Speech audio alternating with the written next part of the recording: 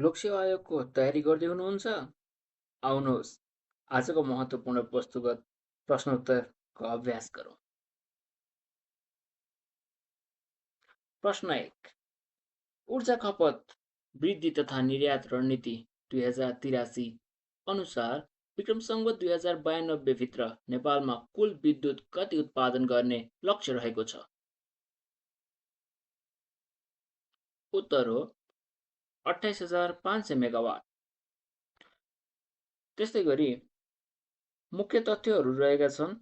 आन्तरिक खपतको लक्ष्य 13,500 मेगावाट पुर्याउने, निर्यात लक्ष्यलाई 15,000 मेगावाट पुर्याउने र त्यस्तै गरी चाहिँ प्रमुख जलविद्युत आयोजना जस्तै बुढी गण्डकी जलविद्युत आयोजना जुन 1200 मेगावाटको रहेको छ त्यसलाई सम्पन्न गर्ने लगायत अप्पर अरुण 1061 मेगावाट र दुधकोशी 670 मेगावाट लगायतका 15वटा मुख्य आयोजनाहरू पूरा गर्ने।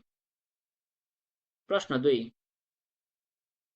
म्याराथन इतिहासमै सबैभन्दा कम समयमा म्याराथन दौड पूरा गरी कीर्तिमान कायम गर्ने धावक को हुन्? उत्तर हो सेबास्टियन सावे, केन्याका नागरिक।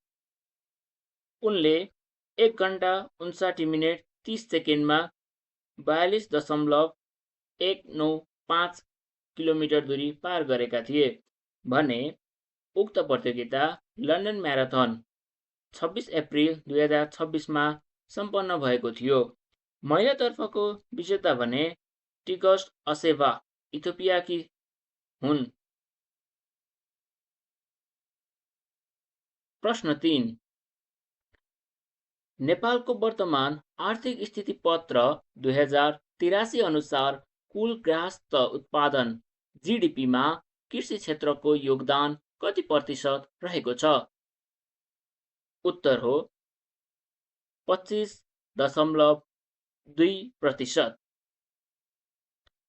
त्यस्तै सेवा क्षेत्रको योगदान 62% पुगेको छ भने रेमिटान्सतर्फ 27.4% रहेको छ भने सबैभन्दा कम उद्योगको योगदान 12.8% झरेको छ। प्रश्न 4, विक्रम संवत 2083 वैशाख शुक्ल पूर्णिमाका दिन कतिऔं बुद्ध जयन्ती मनाइयो? उत्तर हो 2570 औं। सिद्धार्थ गौतमको जन्म ईपू 563 मा लुम्बिनीमा भएको थियो। उहाँले 4 आर्य सत्य र अष्टाङ्गिक मार्गको प्रतिपादन गर्नुभएको थियो। प्रश्न 5, प्रज्ञा पुरस्कार 2082 समालोचना विधातर्फ कसलाई प्रदान गरियो? उत्तर हो प्राचार्य डाक्टर अभि सुवेदी र उहाँलाई रु 1 लाख प्रदान गरिएको थियो। त्यस्तै गरी दर्शनतर्फ ईश्वरचन्द्र गेवाली र गद्य साहित्यतर्फ आहुतिलाई प्रदान गरिएको थियो। प्रश्न 6, सार्वजनिक पदमा रहेका उच्च पदस्थ पदाधिकारीको सम्पत्ति छानबिन गर्न गठन गरिएको 6 सदस्यीय उच्च स्तरीय छानबिन आयोगका संयोजक को हुन्? उत्तर हो राजेन्द्र कुमार भण्डारी, सर्वोच्च अदालतका पूर्व न्यायाधीश। आयोग गठन 2083 वैशाख 2 गते भएको थियो। त्यसै गरी जेनजी आन्दोलनको दमन छानबिनका लागि पूर्व न्यायाधीश प्रेमराज कार्कीको छुट्टै समिति गठन गरिएको छ। प्रश्न 7, नेपाली कला साहित्य प्रतिष्ठानद्वारा प्रदान गरिएको योगेश्वर वाङ्मय पुरस्कार कसलाई प्रदान गरियो? उत्तर हो पूर्ण ओली रुकुमका नागरिक हुनुहुन्छ।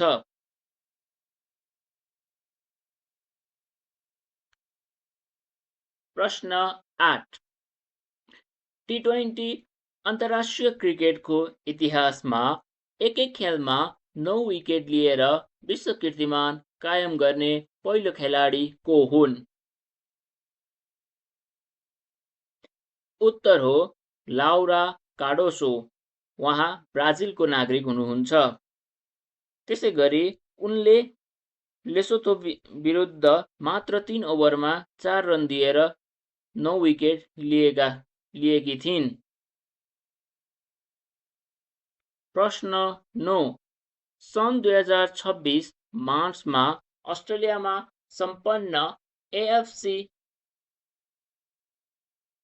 महिला एसियन कपको उपाधि विजेता टोली कुन हो? उत्तर हो जापान। आयोजक अस्ट्रेलियालाई 1-0 गोलले पराजित गर्दै। प्रश्न 10 रन फर नेपाल नाराका साथ सन् 2026 अप्रिलमा सम्पन्न 14औं कान्तिपुर हाफ म्याराथनका विजेता को हुन्? उत्तर हो पुरुषतर्फ राजन रोकाया त्रिभुवन आर्मी। त्यसैगरी महिलातर्फ सन्तोषी श्रेष्ठ धादिङको हुनुहुन्छ। प्रश्न नम्बर 11 बेजिङमा आयोजित हाफ म्याराथनमा चिनिया स्मार्टफोन निर्माता अनरद्वारा विकसित मानवकृति रोबोटले कति समयमा दौड पूरा गरेको छ? उत्तर हो 50 मिनेट 26 सेकेन्ड। प्रश्न नम्बर 12 सरकारले जलाशययुक्त जलविद्युत आयोजनाको अनुमति पत्र अवधि कति वर्ष कायम गर्ने निर्णय गरेको छ? उत्तर हो 50 वर्ष। विक्रम संवत 2083 वैशाखमा निर्णय गरिएको हो। प्रश्न 13 नेपालमा राष्ट्रिय याक दिवस कहिले मनाउने गरिन्छ? उत्तर हो वैशाख 7 गते। 2083 को नारा याक पालन पेशाको सम्मान, हिमाली संस्कृतिको पहिचान, सुरक्षित हिमाल, समृद्धि किसान हो। 2083 को नारा याक पालन पेशाको सम्मान, हिमाली संस्कृतिको पहिचान, सुरक्षित हिमाल, समृद्धि किसान। प्रश्न 14 रिपोर्टर्स विदाउट बोर्डर्स द्वारा सार्वजनिक विश्व प्रेस स्वतन्त्रता सूचाङ्क 2026 मा नेपाल कतिऔं स्थानमा छ? उत्तर हो 87औं स्थानमा, 87th पोजिसनमा। दक्षिण एसियाली मुलुकहरूमध्ये नेपाल उत्कृष्ट स्थानमा रहेको छ। Reporters without borders. प्रश्न नम्बर 15 अन्तर्राष्ट्रिय श्रमिक दिवस कहिले मनाइन्छ? उत्तर हो मे 1 र यो वर्षको नारा 2026 को नारा ensuring a healthy psychosocial working environment रहेको छ। के तपाईलाई आगामी लोकसेवा परीक्षाको तयारीका लागि यस्तै समसामयिक वा सामान्य ज्ञानका वस्तुगत प्रश्नहरूको अभ्यास चाहिएको हो? यदि चाहिएको छ भने कमेन्ट गर्नुहोस् चाहिएको छ भनेर, र अन्य कुनै विषयमा भिडियो चाहिएको छ भने हामीलाई कमेन्ट गर्नुहोस्, मेसेज गर्नुहोस् र हाम्रो च्यानललाई लाइक सब्स्क्राइब गर्नुहोस्। हामी यस्तै कन्टेन्टहरू लिएर आउने नै छौँ। तपाईहरुको लोकसेवाको साथी लोकसेवा होराइजन नेपाल। हस्त नमस्कार।